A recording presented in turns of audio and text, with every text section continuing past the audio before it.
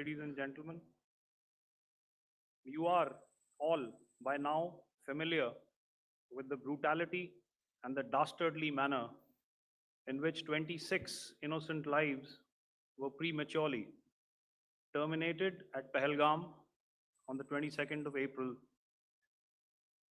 When you combine those horrific scenes and the pain of the families that the nation witnessed with numerous other recent terrorist strikes on our armed forces and defenseless civilians, we knew that the time had arrived to make yet another compelling statement of our resolve as a nation. Operation Sindoor was conceptualized with a clear military aim to punish the perpetrators and planners of terror and to destroy their terror infrastructure. What I do not state here, of course, is the often stated determination of India and its intolerance to terror. It set into motion a very diligent and microscopic scarring of the terror landscape across the borders and the identification of terror camps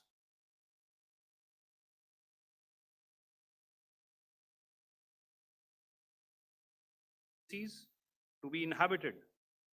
Some of these were in POJK, while there were others that were located in the Punjab province in Pakistan. Nefarious places such as Muridke, the hub center of the Lashkar-e-Taiba, has over the years bred infamous characters such as Ajmal Kasab and the likes of David Headley. What followed was a careful scrutiny of each of these sinister locations, their layout, configuration, even the type of construction in each structure, and the terrain obtained around these.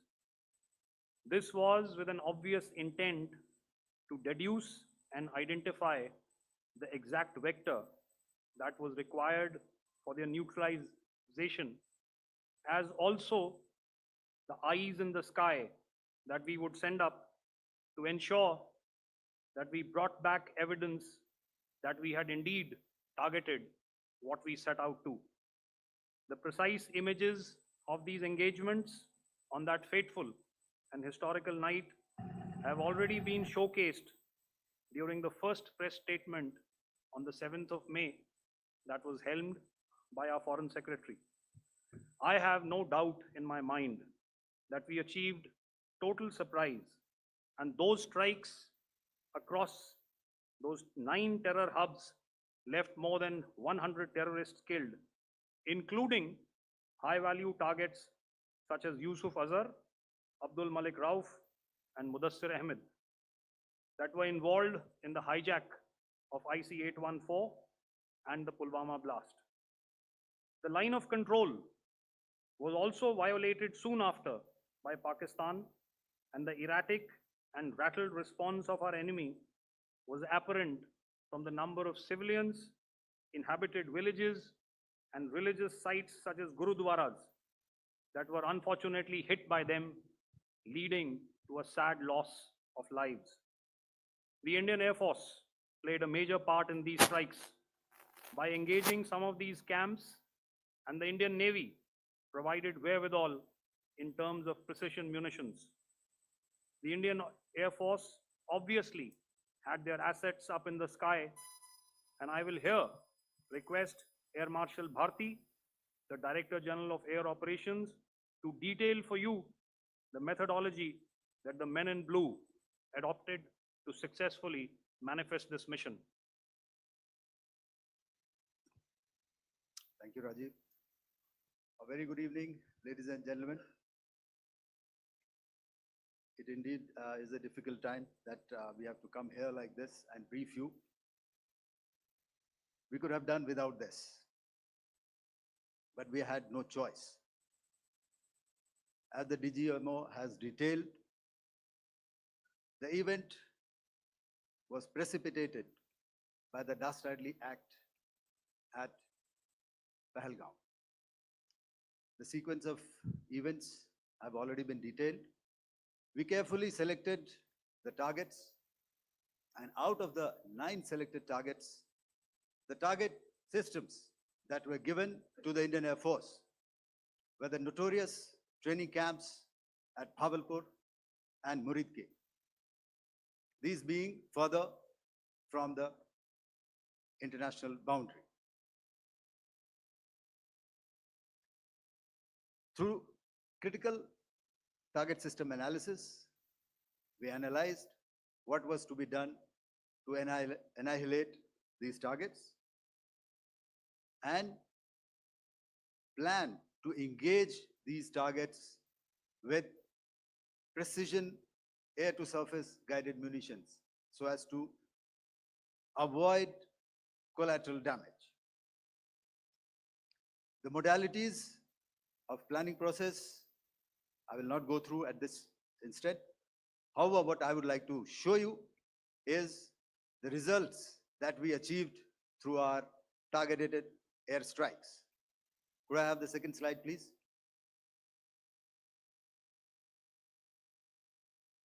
Yeah, change, please.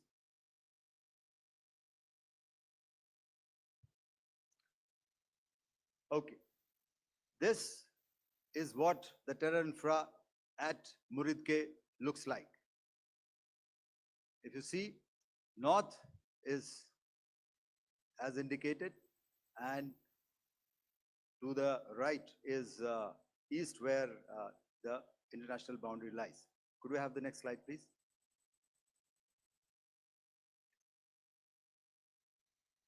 Orientating. Just go back one slide. Okay. Please have a look at this red building, the series of buildings out here, and this empty ground. Next. If you relate, the empty ground is here, and you see this is the first weapon that is impacting. This is the impact point number 1 on Muridke training camp with our precision guided weapon on early morning 7. Next, please. Keep your eyes glued for the second weapon coming in and the second impact on the selected target point. Next slide, please.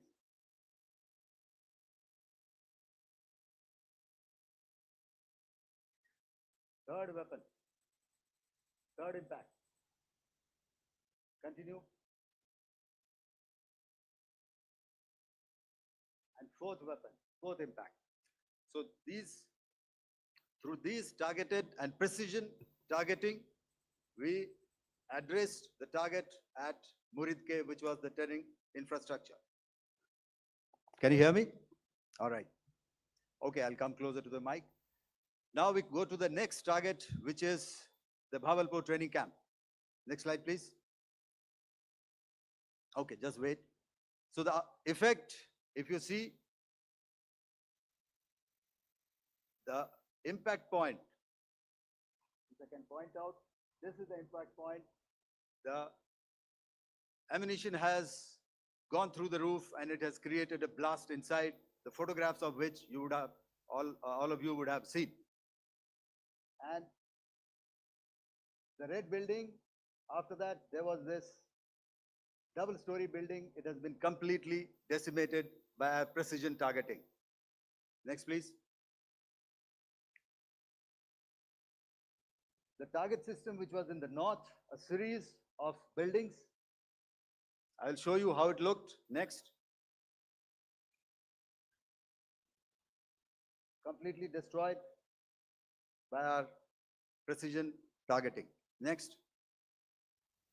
Now coming to Bhavalpur, this is the target complex that we are dealing with, a fairly large target complex. So we had to carefully choose the points that we needed to address, which were high value and which would meet our stated objectives of eliminating the terrorists. I would like to draw your attention to this red canopy, and in relation to that, I would cover the targets. One target system is a series of buildings here. other one here, and other one out here. Next slide, please. This is how it looked before, and this is how the building looked after the impact of the weapon. And orientation in relation to this red canopy, you can see here. Next, please. Before, next, and after. The roofs have completely collapsed. Next. This is the target system. Next. Precision targeting, and we have achieved our objectives here. Next. All right, so that was what we did on the 7th. Our objective was to address these two terrorist camps, and that we did with precision.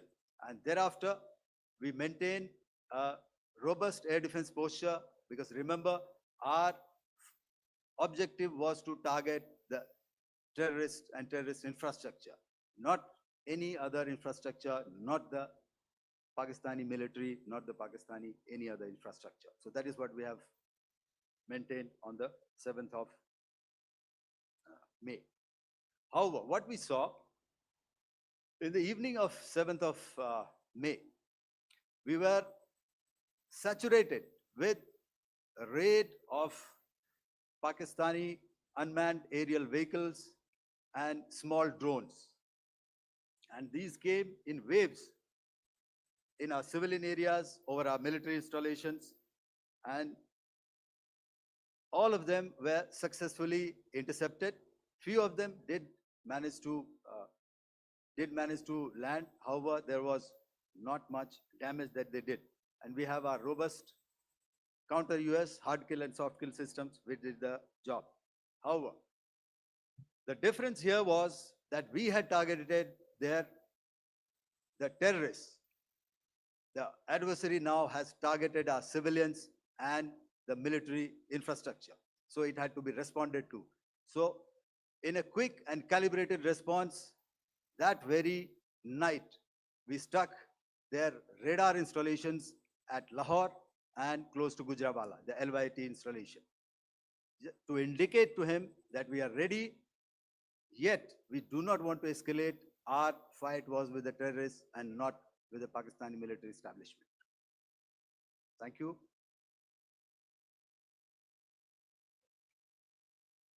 Thank you, Air Marshal Bharti.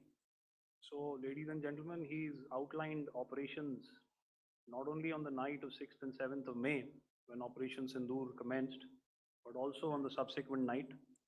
Being well aware and familiar with the congenital and impulsive nature of our adversary, and even though we did attempt to reach out and communicate our compulsions to strike at the heart of terror to my counterpart in the immediate wake of Operation Sindoor, the request was brusquely turned down, with an intimation that a severe response was inevitable and in the offing. We were, of course, prepared. Operations on the 7th and the 8th, Air Marshal Bharti spoken about. On the night of 8th and 9th of May, they flew drones and aircrafts into our airspace all across the borders and made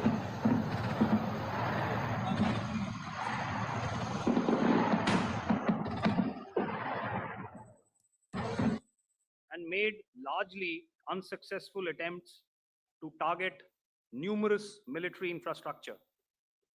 Violations on the line of control by Pakistan also commenced yet again and precipitated into fierce arty engagements. The air operations on the night of 8th and 9th of May, I'll yet again request the DG Air Operations to cover.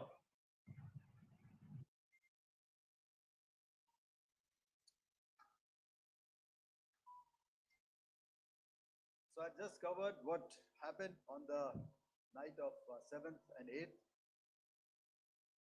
What we found that on the night of 8th and 9th, starting as early as 22:30 hours, our cities had a mass raid of drones, unmanned aerial vehicles, UCAVs, starting right from Srinagar, going down right up to Nalia. It was a mass raid in waves and it was relentless.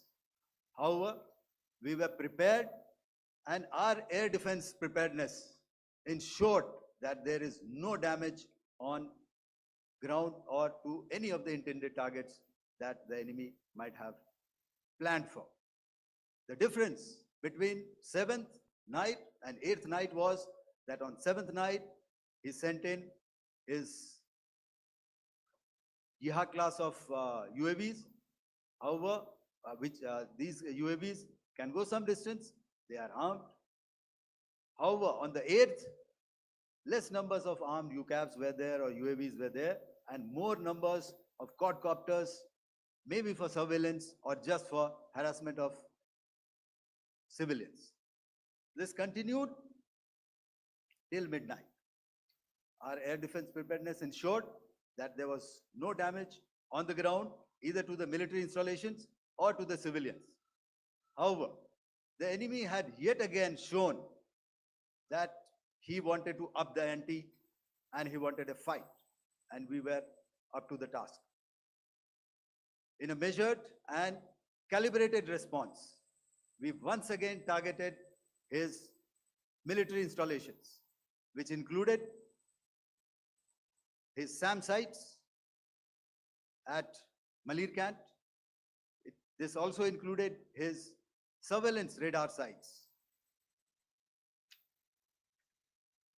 at Lahore and close to Gujranwala. These were suitably addressed, and thereafter his drone attacks continued even till morning, which we countered, and during the daytime there was some respite. Here I would like to bring out another aspect. What we found was that while the drone attacks were being launched from somewhere close to Lahore, enemy had allowed his civilian aircraft to also continue to fly out of Lahore. Not only his own aircraft, but international passenger aircraft, which is quite insensitive, and we had to exercise extreme caution, even at the cost of some tactical disadvantage, to ensure that there is no damage to any of the civilian aircraft. And this was also brought out in our press briefing during the day. So I will now hand over to my colleague to cover the events of 9th onwards. On land, we also undertook certain measures such as deployment of air defense and electronic warfare assets to establish an integrated grid with the Indian Air Force. And I have seen and heard some of you wax eloquent about the benefits of such an architecture when it comes to negating and combating air intrusions. We also carried out deployment to include movement of our forces in the land, sea, and air domains. The night of the 9th and the 10th of May saw similar intrusions by drones and aircrafts. And this time, there was a concerted effort to target airfields and some very, very important logistic installations, albeit yet again unsuccessful and denied gallantly and efficiently, I must say, by the integrated Indian Air Force and Indian Army Air Defense. We further strengthened our deployment and also initiated some pressure points to send a very clear and unambiguous message to the other side to desist from any misadventures on land. Some of the airfields and dumps saw repeated attacks in waves from the air. All were thwarted. The Pakistan Army has reported to have lost approximately 35 to 40 personnel in artillery and small arms firing on the line of control between the 7th and the 10th of May. What the other side had probably also not reckoned with was the speedy and precise turnaround and hit back by the Indian Air Force and I will yet again ask Air Marshal Bharti to speak about these significant and game-changing strikes.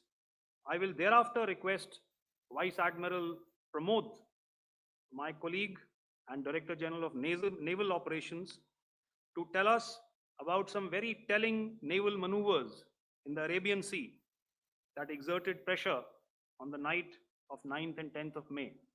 Over to you, sir.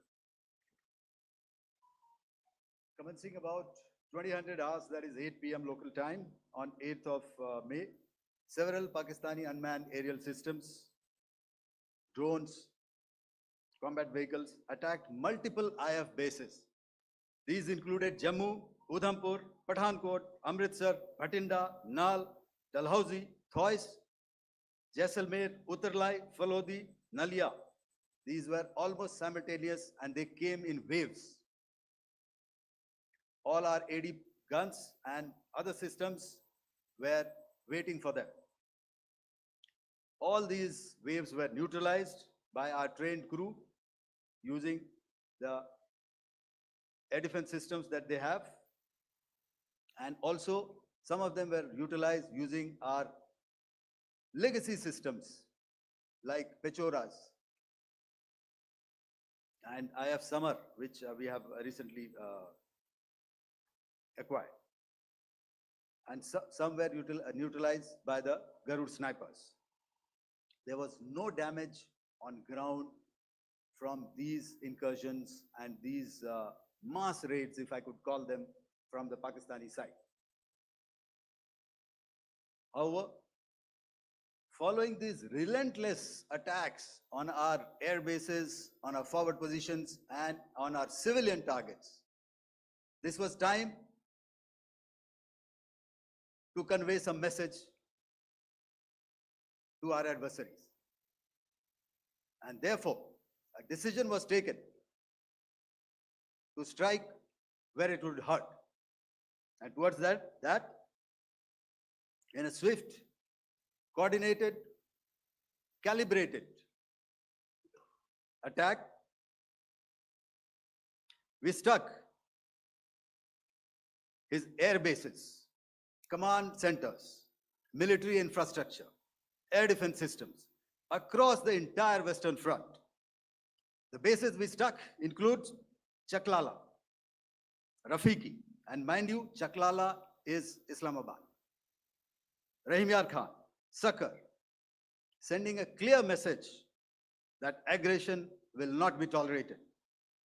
This was followed by strikes at Sargoda, Bholari, Jacobabad.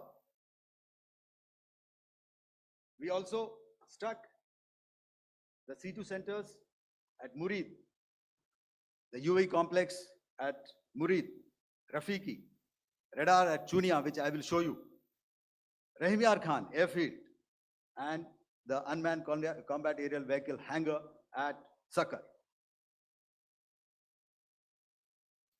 I would like to reiterate here that we have the capability to target every system at these bases and more. However, it was only a measured response to instill good wisdom to our adversary to refrain from further escalation. IF response was directed only at military installations, avoiding civilian and collateral damage. I would now like to show you some of the effects that have been achieved as a result of our air operation.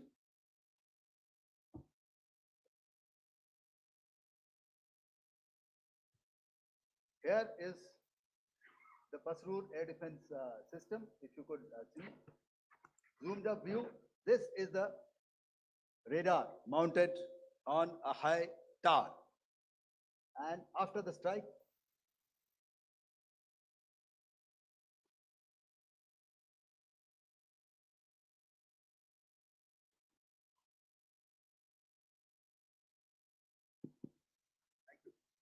can you hear me?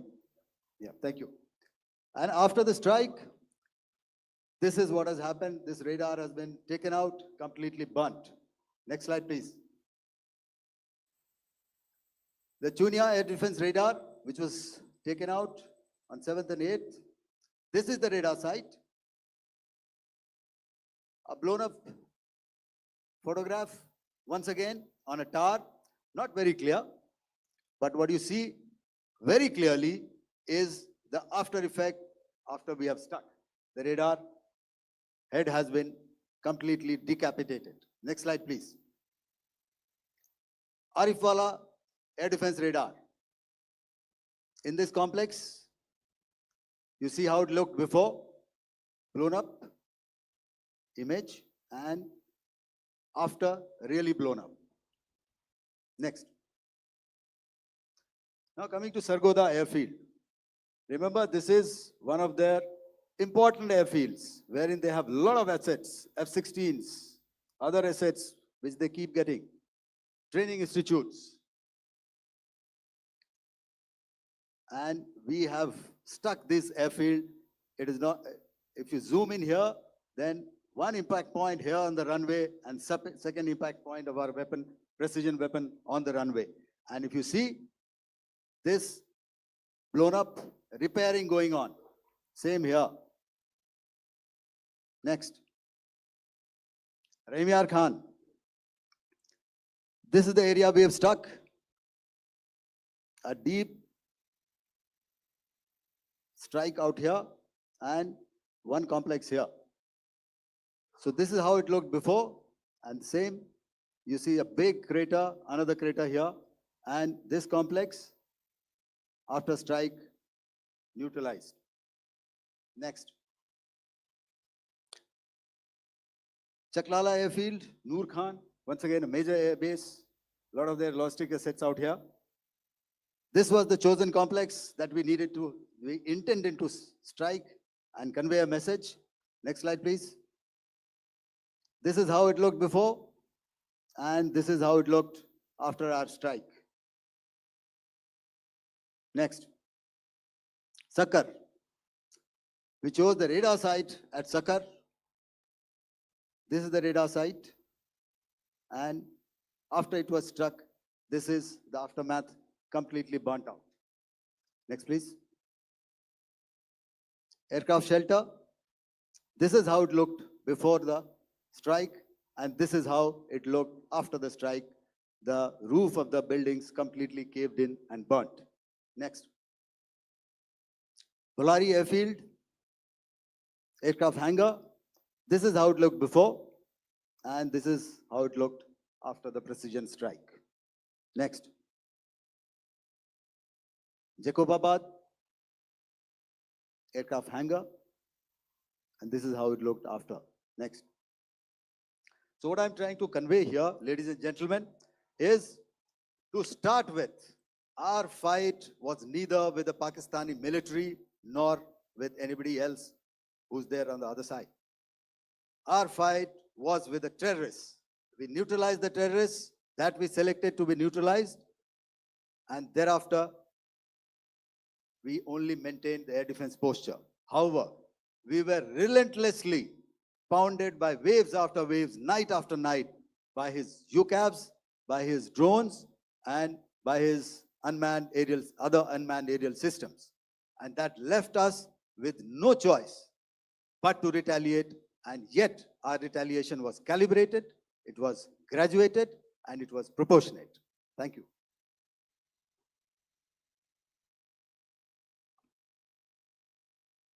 Good evening, ladies and gentlemen. In the aftermath of the cowardly attacks on innocent tourists at Pahalgam in Jammu and Kashmir by Pakistani-sponsored terrorists on 22nd April, the Indian Navy's Carrier Battle Group, surface forces, submarines, and aviation assets were immediately deployed at sea with full combat readiness in concert with the joint operation plan of the Indian Defence Forces. You may be aware that we tested and refined tactics and procedures at sea during multiple weapon firings in the Arabian Sea within 96 hours of the terrorist attack. The aim was to revalidate our crew, armament, equipment, and platform readiness to deliver various ordnance on selected targets precisely. Thereafter, our forces remained forward deployed in the Northern Arabian Sea in a dissuasive and deterrent posture with full readiness and capacity to strike select targets at sea and on land, including Karachi at time of our choosing. The forward deployment of the Indian Navy compelled Pakistani naval and air units to be in a defensive posture, mostly inside harbors or very close to the coast, which we monitored continuously. The Indian Navy maintained seamless maritime domain awareness throughout the duration and was entirely aware of the location and movement of Pakistani units. In effect, we had and continue to have good battle space transparency using our maritime domain awareness grid. As you are aware, our response has been measured, proportionate, non-escalatory, and responsible from day one. Accordingly, the calibrated approach considered all options, including the ability of the Indian Navy for offensive action from and at sea.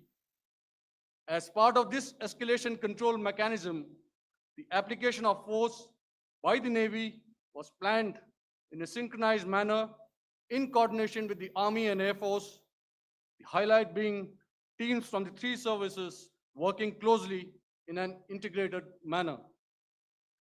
Along with the kinetic actions by the Indian Army and Indian Air Force, the overwhelming operational edge of Indian Navy at sea contributed towards Pakistan's urgent request for a ceasefire yesterday. As we speak, Indian Navy remains deployed at sea in a credible deterrent posture to respond decisively to any inimical action by Pakistan or Pakistan-based terrorists. Thank you. Samno Varna, Jai Hind. Now I'll hand over to Director General Military Operations for further proceedings.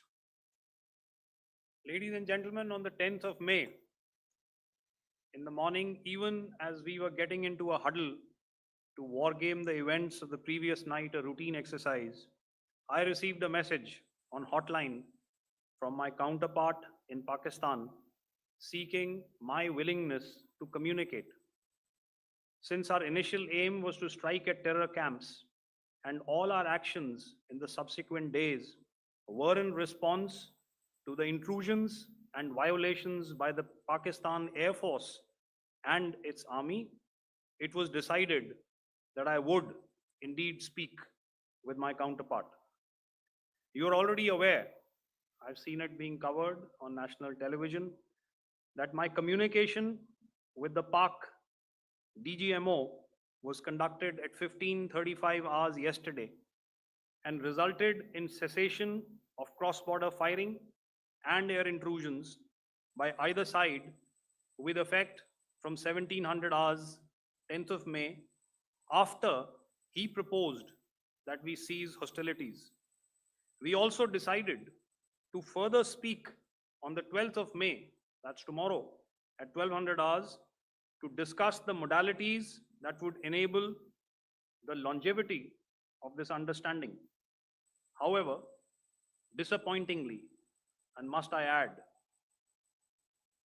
expectedly, it took only a couple of hours for the Pakistan Army to violate these arrangements by cross-border and across the line of control firing, followed by drone intrusions across the expanse of the Western Front through last night and in the early hours of the morning today. These violations were responded to robustly and dealt with as they must be. We have earlier today sent another hotline message to my counterpart highlighting these violations of the understanding between the DGMOs on the 10th of May and our firm and clear intent to respond to these fiercely and punitively, if repeated tonight, subsequently, or later.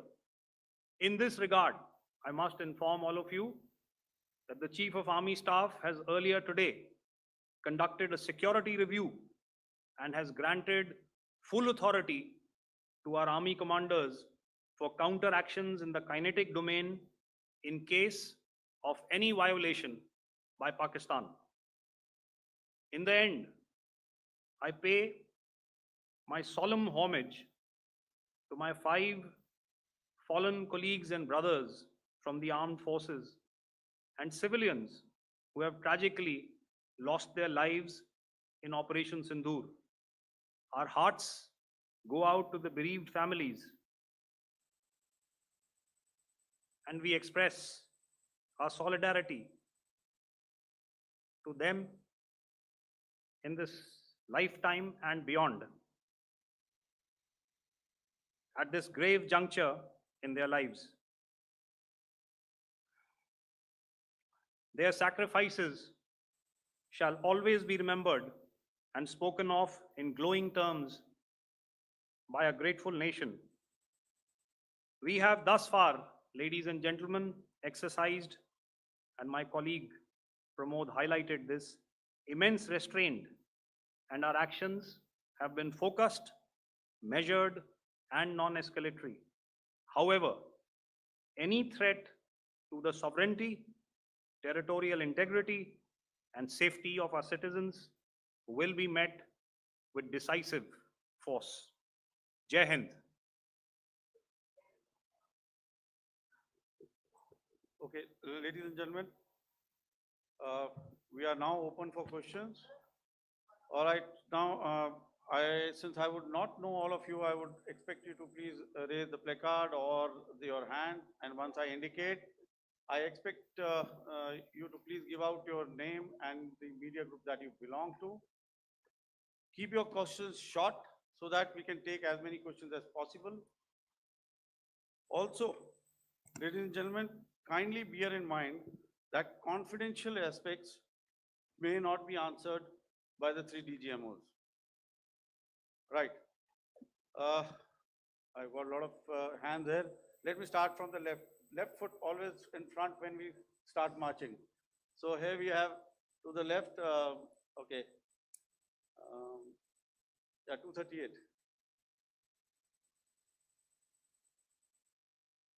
Hello. So this is Manas Pratimhuyan from PTI, Press Trust of India.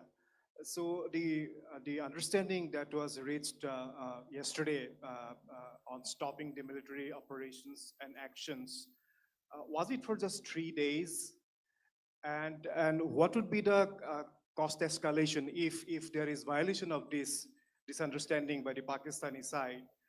And my subsequent question would be that we have a kind of ceasefire agreement with Pakistan that was finalized in 2003. So will there be some kind of similarities in frameworks between the two kind of understandings, 2003 ceasefire agreement and the current understanding on stopping military operations? And again, what are the cost that will be incurring on Pakistan if Pakistan again resorts to this kind of terrorist activities, because we have made it very clear that the cost will be very high. So I would like to have your thoughts on it. Okay, so I'll answer the latter part of the question first. I also want to add that while the initial ceasefire agreement, as you correctly pointed out, is of the 2003 vintage, but I must remind you that in 2021, in the month of February, and this was then when the crisis in Eastern Ladakh was also on, the 2 DGMOs had spoken and arrived at a ceasefire understanding that lasted right up until this unfortunate attack at Pahalgam. Once our Foreign Secretary had announced the decisions of the CCS in the immediate wake of that attack, he had announced certain measures. And then, of course, Pakistan had in turn made its own announcements. Since then, there have been certain violations of this ceasefire understanding. And of course, after the 7th of May, like I pointed out during my statement, that there have been numerous violations on the line of control especially, and of course, along the international boundary. by the Pakistan Army and the Pakistan Air Force. This understanding that we spoke about yesterday, no, it was not for 3 days. It was first to stop aggressive and hostile activities immediately, let that order and direction settle down for about 36 hours, and thereafter discuss modalities, like I said, to ensure its longevity. That is tomorrow on the 12th of May.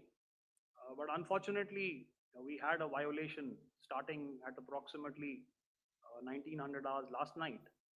And we've sent a communique, like I said, to the Pakistan Military Operations Directorate. And we will await to what happens tonight. All right. I will, The cost escalation, I mean, I'll leave it to your best imagination. I've already said that the response will be fierce and punitive. now, the right foot forward. Yeah.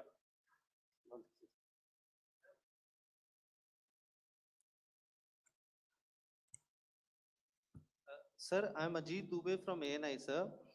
Sir, my question is that you talked about the loss of lives to the Pakistan army, that was around 35 to 40 kills secured by the Indian army. Sir, can you tell us what would be the total loss of life to the Pakistan army in both army and air force attacks, sir? And how good was the performance of the BrahMos, Scalp and the S-400 during the operations? And sir, since we have sir, just one No line, multiple questions. sir. All right. And since sir, we have achieved such a spectacular, we have made good achievements in this entire operation. Can we say that we have emerged victorious, or we have a big upper hand over the Pakistanis in this entire conflict? Thank you very much, sir. So I'll answer the question about the loss of lives on the other side. Of course, there are various means to ascertain that number. There is information from various agencies that come in. There are, of course, on the line of control, other ways to find out as to what has been the effect of what you are doing there in ceasefire violations. So therefore, I mentioned 35 to 40 on the line of control. And please remember that once Operation Sindoor was launched, the responses of the Pakistan Army were also on Indian Army or the Indian Armed Forces infrastructure. Let me put it that way. So that's why I did not cover casualties of the Pakistan Army, at least in the initial phases of battle, because those were not our targets. Our targets were terror oriented. And of course, later, once they launched air intrusions and air operations on our infrastructure, we've used heavier weapons, and of course, there would have been casualties, but those are still being assessed. The effects of the weapons that you mentioned, I will request Air Marshal Bharti to apprise all of you about those. Good evening, Mr. Ajit. How are you? Ajit, okay, we're meeting sometime. I never mentioned about any of the weapons that we use. Check. Okay. What I was saying, that I never mentioned of any of the weapons, the caliber that we used. All right, so we leave it at that. Those are matters of operational details which I would not like to go into. But suffice to say that whatever methods and whatever means we have chosen, it had the desired effects on the enemy targets. How many casualties? How many injuries? Well, to start with, our aim was not to inflict casualties, but in case there have been, it is for them to count. Our job is to hit the target, not to count the body bags. And the last part of your question, I wonder if you read out the tweet on ADGPI at midnight once we'd done what we had to in Operation Sindoor. And that's credit to my friend here on the left. Justice has been served, Ajit. That is all that I will say. Ajit, no, I'll request you to, refrain putting words into his mouth. All right. Yeah, I'll come back to the left. 147. Sorry, 47. No, 47. Did I see it here or? Yeah. Good I evening, saw it there. gentlemen. Sorry, 147, I saw it there. Sorry. Yeah, since I've already said 147, start please. Hi, sir. Good evening. This is Shivam Patel from Reuters News Agency. Thank you for giving me the opportunity. My question, sir, is how many military targets did Indian Armed Forces strike in Pakistan in response to the attacks from Pakistan? How were these targets selected? And how many troop casualties have been there in total on both sides, if you give details? Thank you. I'm sorry, where are you? I haven't Yeah, spotted his. his to the Yeah, right. okay. Can you just repeat that for me, please? Sure, sir. So my name is Shivam Patel. I'm from Reuters News Agency. My question is, how many military targets in total did the Indian Armed Forces strike in Pakistan in response to the attack from Pakistan? How were these targets selected? And how many troop casualties have been there on both sides, if you can? So you're speaking of the targets that I mentioned in the wake of the attack at Pahalgam, right?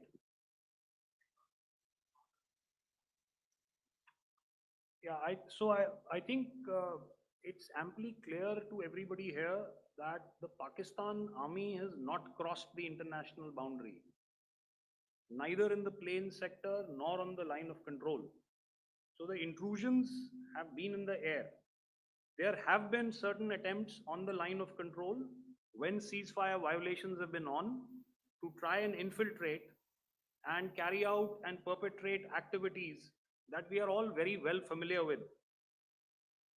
Whether these are by terrorists or by the Pakistan army or its special forces and commandos is difficult to say, but each of these have been effectively thwarted. So therefore, as far as engagements of military targets on the other side is concerned, I thought Air Marshal Bharti covered those very well and in detail, and he also mentioned as to how they went about targeting those. I think those images were very clear and very, very graphic in telling us as to what we needed to hit. And you'll remember right at the outset, I said that we even went into what was the construction in each of these locations, and therefore decided on the vector that had to be utilized. Please. Okay, if I could add to what the DGMO has said, I have already detailed the targets. Now, whether it is X numbers or Y numbers that is immaterial. And what damage have we inflicted? You have seen. What are the casualties on the other side? As I said, that is for them to count. As far as we are concerned, from the air defense side, if they had a choice, they would have definitely come in. They are fighters, there are more numbers of UCAVs.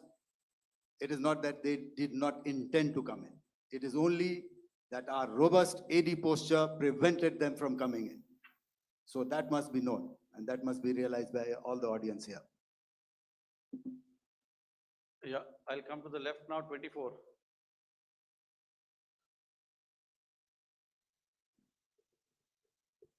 Good evening, sir. This is Anuvesh Rath from Z.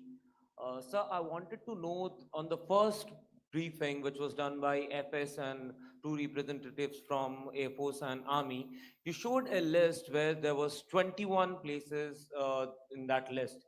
You have stuck 9. Are more operations going to be held? Is Operation Sindoor still on? And the second question, thank you, sir. Thank you so much. And also, I want to congratulate all three of you for a fantastic operation that you guys have done. Thank you so much. Thank you so much for that one question. Yeah. Sir, the question. Unfortunately, Rath, is that your name? I'm sorry.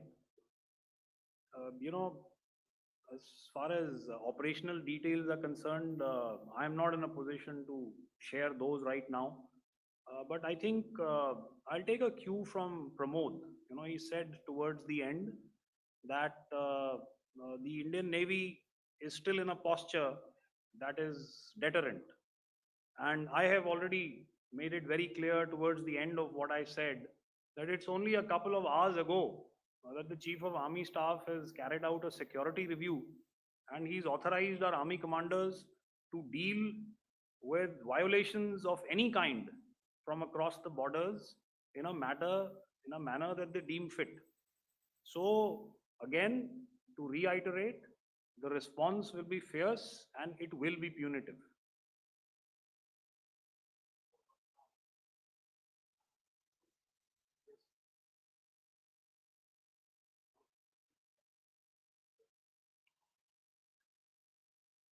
I'll go back this side now.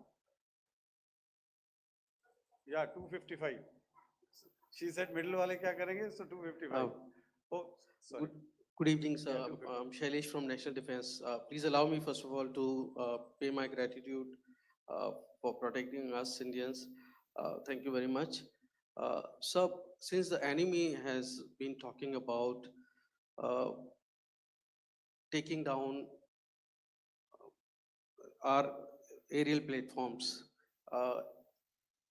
it would be deemed fit in case we can reveal that we have taken down their fighter jets.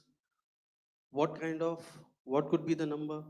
Though you said that they may be not good to reveal the platforms, but since this has come from various quarters in Pakistan, so I believe that we need to answer in case if you can, sir, if you may allow. The question is for me? Yes, sir. Okay, and if I get it right, you want to know how many of their planes we have downed? Yes, sir. Yes, sir. All right. See, as I said, their planes were prevented from coming inside our border. All right. So we do not have the wreckage with us, but definitely we have downed a few planes. Numbers, we would not like to hazard a guess out here. Okay. I have the numbers, okay, and we are getting into the technical details of it to establish it. So I would not like to put a figure at this time, but definitely there are losses from their side which we have inflicted. Were they Please don't ask. were they fourth generation plus, sir? No, See, sir, you're putting words into my mouth. Why do you Sir, say fourth generation? Let us make it high tech. Thank you so much, sir. all Thank right. Yeah, 163.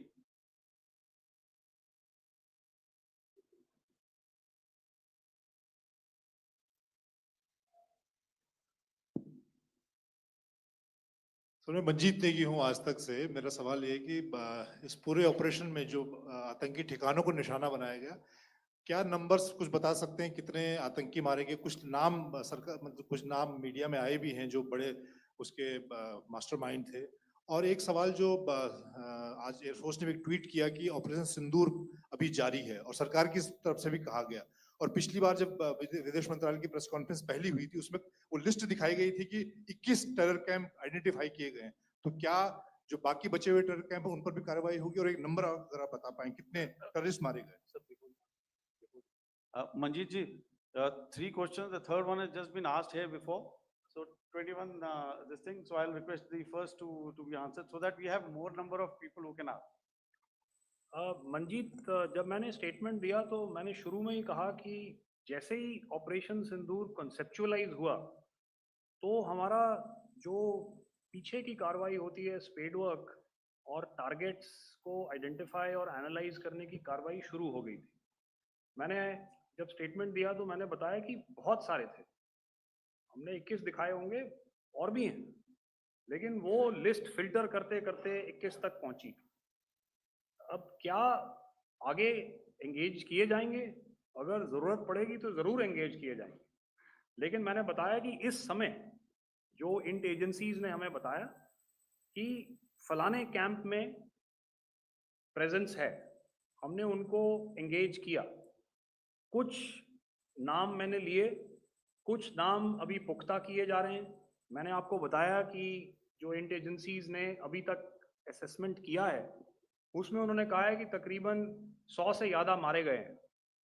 और एक आज आपने तस्वीर भी देखी कि काफ़ी prominent जो फ्यूनरल था, काफ़ी प्रोमिनेंट एक जो हस्ती हैं वो ऑर्गेनाइज कर रहे थे, और उस फ्यूनरल में और कौन कौन लोग अटेंड कर रहे थे वो तो आपने देखा ही।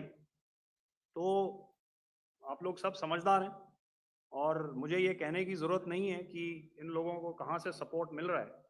अगर नहीं मिल रहा होता तो ऑपरेशन सिंदूर नहीं होता, तो उसी की वजह से है ये ऑपरेशन। तो मेरे ख्याल से मैंने आपके सारे सवालों का जवाब दे दिया। Ma'am, Sir, next is from 17. Sir, मेरा नाम अंजू निर्वाण है, TV9 भारतवर्ष से। सर, मेरा सवाल ये है कि ऑपरेशन सिंदूर में हमारी जो इंडियन नेवी है उसके बारे में सर थोड़ा सा बताएं कि किस तरह की उसकी भूमिका रही, क्योंकि हमने इस दौरान सर देखा कि बहुत सारी स्पेकुलेशन भी रही और ये बोला गया कि कराची तक हमारी नेवी ने ऑपरेशन किया है। तो सर इस पे थोड़ी सी क्लैरिटी चाहिए। और सर हमने कौन कौन से फाइटर एयरक्राफ्ट डाउन किए हैं, अगर उसका भी थोड़ा सा क्लैरिटी मिल जाए तो अच्छा रहेगा। तो मैं आपका पहले सवाल का जवाब दूंगा।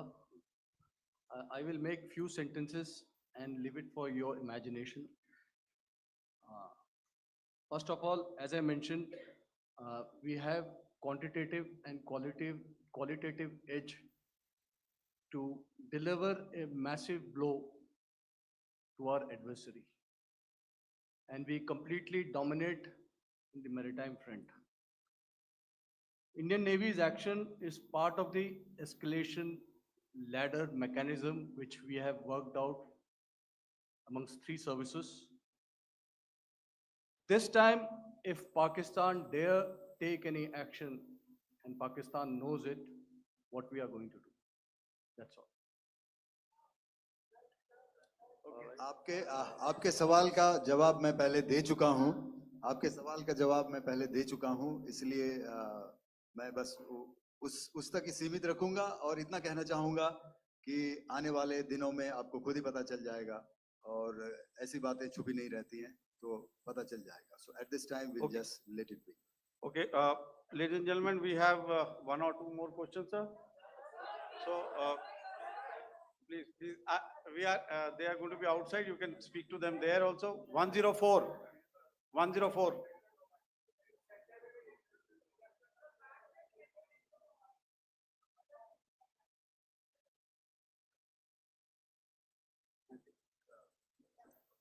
Yeah, ask sir. Sir, Dinaka with the Hindu newspaper. Are Sir, you surprised that you got this question? No, sir. Just look. Sir, can you give a number of assets we lost, because there's been a lot of speculation going on, international media writing a lot of things about our platforms, including Rafales. I mean, Pakistan claiming that a Rafale has been downed, etc. Can you put that question to rest and clarify on that? I guess that question is for me. All right, I'm happy that you've asked this question. You know, we are in a combat scenario, and losses are a part of combat. The question that you must ask us, okay, and indeed that we must ask ourselves, you inclusive, is have we achieved our objectives? Have we achieved our objective of decimating that terrorist camp? And the answer is a thumping yes. And the results are for the whole world to see. As for the details, what could have been, how many numbers, which platform did we lose? You know, at this time, I would not like to comment on that, because we are still in a combat situation. And if I comment on anything, it will only be advantage adversary. So we don't want to give him any advantage at this stage. All I can say is that we have achieved our objectives that we selected, and all our pilots are back home. Thank you. Okay, hold, please don't, please be civil here. So we'll have 220 now. Hello sir, this is Anita Chaudhary sir from Swadesh newspaper. मेरा सवाल है, क्योंकि ये हमारे जो पहले जो action रहा वो आतंकवाद के खिलाफ रहा, तो आतंकवाद में अजहर मसूद की तरफ से एक बयान जारी किया गया था जिसमें उन्होंने कहा कि हम इसका बदला लेंगे और जहाज जहाज रुलाएंगे। तो क्या अगला, अगर खुदा न खास्ता अगला टेरर अटैक किसी भी तरह का होता है, तो क्या उसे एक्ट ऑफ वॉर में हमारी तरफ से लिया जाएगा और उसका क्या माकूल जवाब दिया जा सकता है? मेरा इसमें सिर्फ एक ही जवाब है आपके लिए कि हमने अपनी कार्रवाई करी। हमने उसके बाद मैंने अपने स्टेटमेंट में भी बताया कि ये कम्युनिकेट करने की कोशिश करी कि हमने इस तरीके से ये जो स्ट्राइक्स हैं वो क्यों की। लेकिन जो हमारा एडवर्सरी है उसने जैसे मुनासिब समझा वो कार्रवाई करी। तो आपने देखा कि ये जो एक्टिविटीज़ चल रही हैं 3-4 दिन से, ये कोई वॉर से कम नहीं है। नॉर्मल सर्कमस्टांसेस में एक दूसरे देश की एयर फोर्सेस हवा में नहीं उड़ती हैं और एक दूसरे के ऊपर स्ट्राइक्स नहीं करती हैं। हर रात इंट्रूजन्स नहीं होते हैं। लाइन ऑफ कंट्रोल पर सीज फायर वायोलेशंस, आपके एक साथी ने सवाल पूछा था शुरू में, एक सीज फायर अंडरस्टैंडिंग था, वो भी जा चुका है। उस सीज फायर अंडरस्टैंडिंग के जाते जो फायरिंग हो रही है लाइन ऑफ कंट्रोल में, उसमें घुसपैठ की कोशिश हो रही है। आमतौर पर ये घुसपैठ लाइन ऑफ कंट्रोल में टेररिस्ट करते हैं, लेकिन हमें इंफॉर्मेशन है कि हो सकता है ये पाकिस्तान आर्मी की टोलियां भी हों जो हमारे पोस्ट के ऊपर खामी पहुंचाने की कोशिश कर रही हैं। तो ये सारी एक्टिविटीज तो वॉर में शामिल हैं। तो ये कहना मुश्किल है कि आगे क्या होगा, वो स्पेक्यूलेटिव जोन में आ जाता है और मैं स्पेक्यूलेट नहीं करना चाहता हूँ। हर एक सिचुएशन अलग होती है और उससे एक तरीके से डील किया जाता है। मैं एक सवाल इसका मैं जवाब देना चाहता हूँ, 1 मिनट। सो जो मिलिट्री होता है, our main job is to prevent war and maintain peace and stability. So it is not that our response is a graded response. That means अगर किसी ने किया तो उसको graded उसमें किया। जैसे terrorist action हुआ तो what we did is a terrorist action and that we destroyed all the terrorist camps. उसके बाद आपने देखा कि उनने थोड़ा सा कोशिश किया तो हमारे एयरफोर्स और आर्मी ने क्या किया, तो मिलिट्री टारगेट्स हैं उनको उनके ऊपर। So our aim is to maintain peace and tell our adversary that you do this and the response will be bloody. Okay, now as per the, please, we'll have 166 and 25, and after that, no more, please. Sir, this side. Ladies and Excuse me, gentlemen, please Sir. maintain, Sir, I'll this request side, you to sir. please be quiet. Jal Ghai, No, this side, sir. we have only two Sir, questions left, 166. Yeah, please start. So I'm Rahul Singh from Hindustan Times, sir. So, so you were totally on top of the game in the kind of losses you've inflicted on the enemy. I mean, we saw the slides and everything. So it kind of comes across that you were batting it 99 and you decided to declare your innings. What are your thoughts on that, sir? And do you think, are you weighing the option of the Pakistan army using this time, buying this time of the so-called ceasefire, or the understanding? And you talked about how they could not be trusted. So buying time to kind of build up their war reserves, getting stuff from their friends, like Turkey or China, are we considering that possibility, sir? Look, see, the call came from the Pakistani side to speak about cessation of hostilities. What pauses mean during such conflicts is known to everybody. You know, I don't want to go into the pros and cons of how preparation for war is made. You know, that is a process in itself. But I think my senior colleague here, the DG Air Operations, spoke, or he alluded at least, you know, to what this operation was precisely and specifically meant for. And I think that's something that we achieved, you know, right at the outset. Had we had the option not to go further, we probably wouldn't have. But we've been compelled to be in this situation. And as you've seen, the armed forces of India, and you've got the three Director Generals sitting here, we are always prepared to face any eventuality. And like I said, that's for the sovereignty, the territorial integrity, and the safety of our citizens. So whatever has to be done will be done. I'm not so concerned about what Pakistan will do in this time. I'm only concerned about what we will do. We have a roadmap and a plan, and we will follow it diligently, and we will follow it to the T. That's the contention that I want to make here today. Ma'am, please. Okay, the last question, and ma'am, 25, she has been she's been asking since the Sir. first part. Sir, I'm Nandita. Sir, She's not asking a question. Sir, I'm Nandita Dagar, DAGAR from DD News and DD India. Sir, I wanted to ask you that my question is to General Ghai. Sir, you spoke to your counterpart yesterday and the Pakistani counterpart. Sir, what is the Indian Army's assessment that despite that agreement, that talk that you had, despite that agreement coming into effect at 1700 hours yesterday, why did they violate it? And number two, yesterday at the joint Defense Ministry and Foreign Ministry briefing, Wing Commander Vyomika Singh and Colonel Sophia Qureshi had told us that we have cited the Pakistani troops amassing at the borders and at the LOC. Sir, has that situation changed? Have they withdrawn? And sir, if in case, despite now there is a lull, of course, but if tonight again, if the enemy again carries out shelling and aerial intrusions through drones, what is going to be our response? Thank you. So without outlining the specifics of that response, I've already made it clear that there will be a response, and it will be fierce and it will be punitive. Why the Pakistan Army chose the option of violating the understanding that was arrived at earlier yesterday, I think that's a question that we best answered by the Pakistan DGMO. I wouldn't be able to, give you that.